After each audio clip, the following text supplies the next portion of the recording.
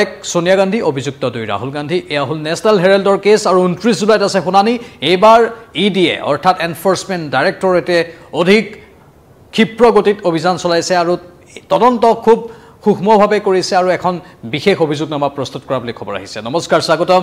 এয়া হৈছে news 18 Assam north ইষ্টৰ পোনপটীয়া এখন প্ৰচাৰ ষ্টুডিঅত মই প্ৰাঞ্চল ন্যাশনাল হেৰাল্ড আৰু ন্যাশনাল হেৰাল্ডৰ এই কেছটোৰ কথা গোটেই দেশবাসীয়ে শুনিছে অলপ অংকবোৰ জটিল যি শেয়াৰৰ কথা আছে বা টকাৰ হিসাব নিকাচ আছে সেই গোটেইবোৰ অলপ জটিল কিন্তু আমি থুলমূলকে আপোনালোকক আভাসটো দিব বিচাৰিম আসলতে ৰাহুল গান্ধী আৰু সোনিয়া গান্ধীৰ প্ৰসংগ কিয় আহিছে তাৰে কিছু বিৱৰণী দিব বিচাৰিম আৰু যদি কিবা কাৰণত এইটো হসাকৈ মানি লণ্ডাৰিং অৰ্থাৎ ধনৰ হৰলুকি বুলি প্ৰমাণিত হয় 29 জুলাইত ৰাউছ এভিনিউ কোৰ্টত তেনেহলে স্বাভাৱিকতেই ৰাহুল গান্ধী আৰু সোনিয়া গান্ধীৰ বাবে বিপদ ঘনীভূত হৈ পৰিব আৰু সেই বিপদটোৰ কথা এতিয়া বিভিন্নজনে উচ্চাৰণ কৰিছে আসলতে এই কথাখিনিৰ পূৰ্বে মই আজি ৰাহুল গান্ধীৰ অসম ভ্ৰমণৰ কথা অলপ কৈ ল'ব বিচাৰিছো আজি ৰাহুল গান্ধী অসমলৈ আহিল মল্লিকাৰ্জুন খৰগেৰ সৈতে গুৱাহাটীত কিৰণশ্ৰী হোটেলত বৈঠকত বহিল তাৰ পাছত ছয়গাঁৱত গ'ল ছয়গাঁৱতো ভাষণ দিলে আৰু তাত উচ্ছেদৰ প্ৰসংগ আনিলে আন কেতবোৰ প্ৰসংগ আনিলে আনকি অসমৰ মুখ্যমন্ত্ৰীক জেললৈ পঠিওৱাৰ প্ৰসংগ উত্থাপন কৰিলে আৰু হজুৰে সেই কথাটো ক'লে পৰৱৰ্তী সময়ত অসমৰ মুখ্যমন্ত্ৰীক জেললৈ পঠিয়াম বুলি ৰাহুল গান্ধী পঞ্চাতে কৈ দিলে বিভিন্ন কেছৰ সংক্ৰান্তত বিভিন্ন উচ্ছেদক লৈ বা আন কেতবোৰ প্ৰসংগক লৈ কিন্তু সেই সময়তে আকৌ উচ্চাৰণ হৈছে ৰাহুল গান্ধীৰ এই গোচৰটো যিটো গোচৰৰ ৰাউছ এভিনিউ কোৰ্টত শেষৰটো তাৰিখ হিচাপত বা পৰৱৰ্তী তাৰিখ হিচাপত 29 জুলাইটো নিৰ্ধাৰণ কৰা হৈছে অৱশ্যে কংগ্ৰেছে সেই সমগ্ৰ গোচৰটোৰ ক্ষেত্ৰত নিজৰ অধিবক্তাৰ জৰিয়তে পোনপটীয়াকৈ যুঁজ চলাই আছে আৰু তেওঁলোকে কৈছে এই গোটেই গোচৰটোৰ সংক্ৰান্তত ৰাহুল গান্ধী আৰু সোনিয়া গান্ধী জগৰীয়া হ'বই নোৱাৰে কাৰণ ইয়াত এটা বিশেষ কোম্পানী ৰিভাইভ কৰাৰহে স্বাৰ্থ জড়িত হৈ আছিল কাৰোবাৰ পকেট গৰম কৰাৰ স্বাৰ্থ নাছিল বুলি পোনপটীয়াকৈ তেওঁলোকে সদৰি কৰিছে গোটেইখিনি বিৱৰণী দিম আপোনালোকক আসলতে গোটেই কথাটো আৰম্ভ হৈছিল 1938 চনত জৱাহৰলাল নেহৰুৱে স্বাধীনতা সেনানীৰ সৈতে যেতিয়া এখন পেপাৰ মুকলি কৰিছিল যিখনৰ নাম আছিল নেশনাল হেৰাল্ড আৰু সেই 1938 চনত এটা বিশেষ কোম্পানীৰ নামত নেশনাল হেৰাল্ড পেপাৰখনৰ কাম আৰম্ভ কৰিছিল সেই কোম্পানীটো আছিল এছ'চিয়েটেড জেনেৰেল লিমিটেড চমুকৈ এজিএল আৰু সেই সময়ত এই পেপাৰখন এই বাতৰি কাকতখন আৰম্ভ কৰাৰ এটাই উদ্দেশ্য আছিল জৱাহৰলাল নেহৰু আৰু সেই প্ৰাক্তন সেই স্বাধীনতা সেনানীসকলৰ যে যিকোনো প্ৰকাৰে ইংৰাজৰ যি দমন সেই দমনৰ বিৰুদ্ধাচৰণ কৰা সংবাদ মাধ্যম অস্ত্ৰ হিচাপে আছিল আৰু সেই সংবাদ মাধ্যমৰ অস্ত্ৰকে লৈ ইংৰাজৰ যি দমন যি শোষণ যি নিপীড়ন তাৰ বিৰুদ্ধে দেশবাসীক জাগ্ৰত কৰাটোৱে নেশনাল হেৰাল্ডৰ মূল উদ্দেশ্য আছিল আৰু সেই উদ্দেশ্য লৈ তেওঁলোকে 1938 চনত আৰম্ভ কৰিছিল এই যাত্ৰা যি যাত্ৰা পৰৱৰ্তী সময়ত চলি থাকিল বহুদিনলৈকে কিন্তু 2000 মান চনত এই সমগ্ৰ যি প্ৰক্ৰিয়াটো চলি আহিছিল সেই প্ৰক্ৰিয়াটোত কৰবাত এক লেহেমীয়া গতি দেখিবলৈ পোৱা গ'ল কাৰণ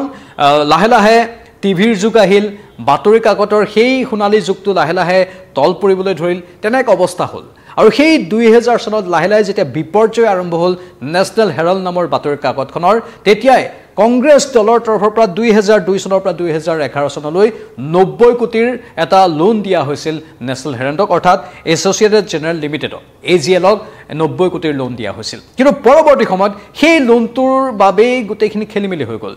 2002 পৰা 2011 লৈ কোনো ইন্টাৰেষ্ট নোহোৱাকৈ কোনো ঋণ নোহোৱাকৈ কোনো ইয়াত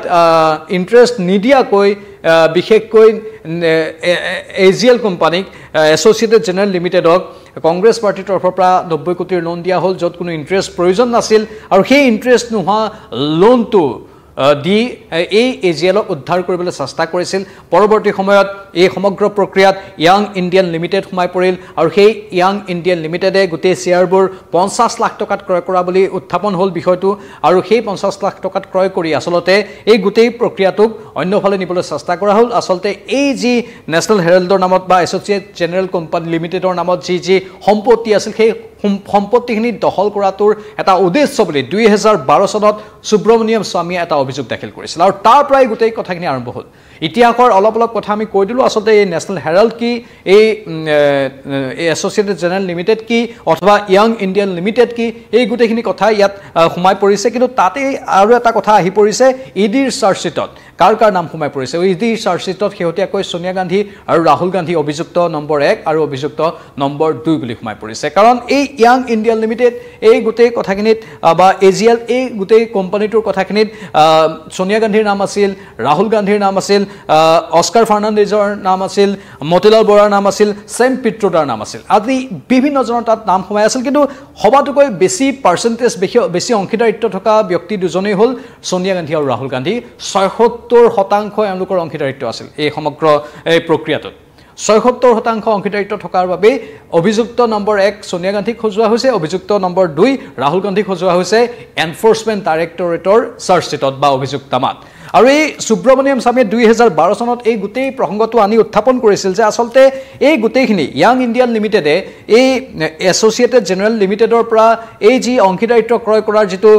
প্ৰক্ৰিয়া চলাইছিল আসলতে ৫০ লাখ টকাত অতি কম মূল্যত সেই অংশীদাৰিত্বটো ক্ৰয় কৰিছিল যিটো আসলতে হ'বই নোৱাৰে ৯০ কোটিৰ ঋণ আছে তেওঁলোকৰ সেই ৯০ কোটিৰ ঋণ থকা এটা কোম্পানী ৫০ লাখ টকাত ক্ৰয় কৰি গোটেই ঋণ মাফ কৰা বা তেনেধৰণৰ এটা প্ৰক্ৰিয়া চলিল আসলতে এই গোটেইখিনিৰ উদ্দেশ্য এটাই আছিল যে যি এজিএল কোম্পানীৰ নামত থকা মাটি সম্পত্তি গোটেই ভাৰতবৰ্ষৰ বিভিন্ন প্ৰান্তত হিচৰিত হৈ আছে সেই সম্পত্তিবোৰ দখল কৰা আৰু সেই সম্পত্তি দখল কৰা সেই সম্পত্তিৰ হিচাপ যদি ক'বলৈ যোৱা যায় তেনেহ'লে ২০০০ কোটিতকৈ অধিক আৰু একাংশ এই বুলিও কয় যে প্ৰায় ৫০০০ কোটিৰ সমান হ'ব এই সম্পত্তিৰ হিচাপ এই বিষয়টোক লৈ ৰাজনৈতিক এখন যুঁজটো চলি আছে বিজেপি আৰু কংগ্ৰেছৰ মাজত কিন্তু তাৰ বিপৰীতে যি কোৰ্টৰ কেছ চলিছে ৰাউছ এভিনিউ কোৰ্টত যি এখন যুঁজ চলিছে সেই যুঁজখনৰ ওপৰতহে সবাতোকৈ সকলোৰে দৃষ্টি নিবদ্ধ কংগ্ৰেছে পোনপটীয়াকৈ কৈ আছে যে আসলতে তেনেধৰণৰ কোনো উদ্দেশ্য নাছিল এই ইয়াং ইণ্ডিয়ান লিমিটেড যাৰ ৭৬% শ্বেয়াৰ ৰাহুল গান্ধী সোনিয়া গান্ধীৰ নামত আছে সেই তেওঁলোকে মাত্ৰ এই যি এছ'চিয়েটেড জেনেৰেল লিমিটেড তেওঁ সেই কোম্পানীটোক ৰিভাইভ কৰাৰ উদ্দেশ্যহে এই কাম কৰিছিল কাৰণ নট ফৰ প্ৰফিট কোম্পানী হয়তো ইয়াং ইণ্ডিয়ান লিমিটেড আৰু নট ফৰ প্ৰফিট কোম্পানী এটাৰ টকা কোনো ব্যক্তিৰ জেপত কেতিয়াও সোমাব নোৱাৰে কাৰোবাৰ ব্যক্তিগত একাউণ্টত কেতিয়াও সোমাব নোৱাৰে সেয়েহে ইয়াত আসলতে কেছ লগাৰ কোনো যুক্তিয়ে নাই বুলি কংগ্ৰেছৰ তৰফৰ পৰা কংগ্ৰেছৰ অধিবক্তাই কৈ আছে তাৰ বিপৰীতে বিজেপিয়ে কৈ আছে আসলতে গোটেইখন নাটক ৰচনা কৰা হ'ল দিল্লীত থকা যিটো হেৰাল্ড হাউচ আছে সেই হেৰাল্ড হাউচ নিজৰ হাতলৈ আনিবলৈ বা আন কেতবোৰ যিবোৰ সম্পত্তি গোটেই দেশৰ বিভিন্ন প্ৰান্তত হিচৰতি হৈ আছে সেইবোৰ নিজৰ হাতত আনিবলৈ সোনিয়া গান্ধী ৰাহুল গান্ধীহঁতে এখন নাটকৰ সৃষ্টি কৰিলে আৰু সেই নাটকখনৰে অংশ আছিল এই ইয়াং ইণ্ডিয়ান লিমিটেড অথবা এই গোটেই কাৰুকাৰ্যবোৰ যিটো জৱাহৰলাল নেহৰু আৰু স্বাধীনতা সেনানী আৰম্ভ কৰিছিল ১৯৩৮ চনত সেই গোটেইবোৰৰ জৰিয়তে যিবোৰ সম্পত্তিৰ সৃষ্টি হ'ল গোটেই দেশজুৰি প্ৰায় ২০০০ৰ পৰা ৫০০০ কোটিৰ ভিতৰত এই গোটেইবোৰ সম্পত্তি নিজৰ হাতলৈ অনাৰ এটা ষড়যন্ত্ৰ বুলি ইয়াক বিজেপিয়ে অভিহিত কৰি আছে আৰু আইনীভাৱে যিটো যুঁজ চলিছে তাত ইডিয়ে বহুখিনি তথ্য প্ৰমাণ পাইছোঁ বুলিও সদৰি কৰিছে আৰু যিখিনি বৰ্তমান চাৰ্জশ্বিট বা অভিযোগনামাত সন্নিৱিষ্ট কৰা হৈছে বুলি ইডিয়ে সদৰি কৰিছে আৰু কিবা কাৰণত যদি পৰৱৰ্তী যিটো তাৰিখ ২৯ জুলাই নিৰ্ধাৰণ কৰা হৈছে সেই ২৯ জুলাইত যদি সঁচাকৈ এইটো মানি লণ্ডাৰিং কেছ অৰ্থাৎ ধনৰ হৰলুকিৰ ঘটনা হয় তেনেহ'লে স্বাভাৱিকতেই বিপদ নিশ্চিত হ'ব সোনিয়া গান্ধী আৰু ৰাহুল গান্ধীৰ ইডিয়ে মাত্ৰ কোৰ্টত সেইটো প্ৰমাণ যদি কৰিব পাৰে আৰু যদি সঁচাকৈ প্ৰমাণিত হৈ যায় তেনেহ'লে সোনিয়া গান্ধী আৰু ৰাহুল গান্ধীৰ বিপদ যে নিশ্চিত সেইটো স্পষ্ট ২০১৫ চনত এওঁলোকে বেইল পাইছিল তেতিয়াও এই সমগ্ৰ ঘটনাটো আহিছিল আপোনালোকৰ হয়তো মনত আছে তাৰপিছত অৱশ্যে বেইল লৈছিল এওঁলোকে জামিন লাভ কৰিছিল সেই জামিন লৈ তেওঁলোকে সমগ্ৰ ঘটনাটোৰ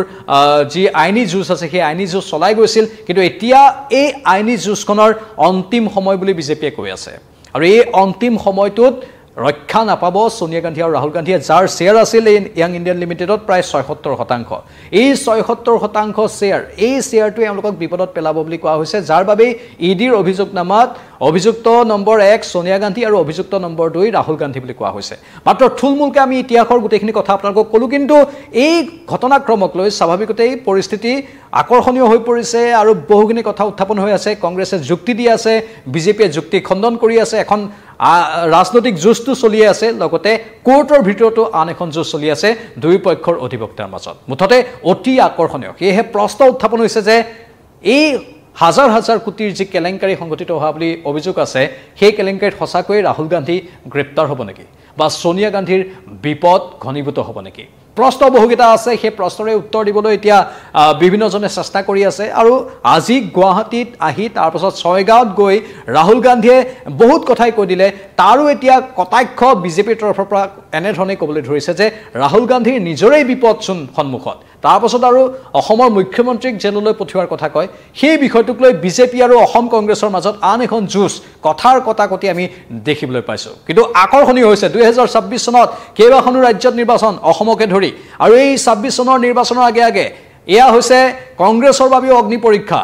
অসমত যেনেধৰণে গৌৰৱ গগৈয়ে এঘৰি যুঁজিবলৈ সাজু হৈছে আজি তেওঁ সদম্ভে কৈছে যুঁজ এখন হ'ব আমি যুঁজিম এয়া গৌৰৱ গগৈৰ বক্তব্য কিন্তু এনেধৰণৰ যিবোৰ আইনী মেৰপেচ আছে সেই আইনী মেৰপেচবোৰে অলপ হ'লেও খলঠিকত নেপেলাবনে যদি সঁচাকৈ কিবা কাৰণত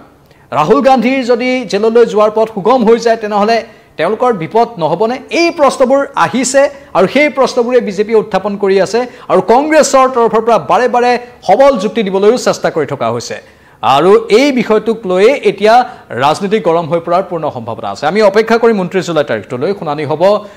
ৰ'জ এভিনিউ কোৰ্টত আৰু এই শুনানিত কেনেধৰণৰ তথ্য সন্মুখলৈ আহে সঁচাকৈয়ে ৰাহুল গান্ধীহঁতৰ বা গান্ধী পৰিয়ালৰ বিপদ হ'ব নেকি সেই বিষয়টোৰ ওপৰতো আমাৰ দৃষ্টি অহৰহ থাকিব আমি সদায় সন্মানীয় দৰ্শকক অনুৰোধ জনাইছোঁ আপোনালোকে কমেণ্ট বক্সত কমেণ্ট কৰি জনাওক আপোনালোকৰ বহুমূলীয়া মতামত আমাৰ বাবে দৰকাৰী এই মুহূৰ্তৰ এই পোনপটীয়া সম্প্ৰচাৰটোৰ পৰা বিদায়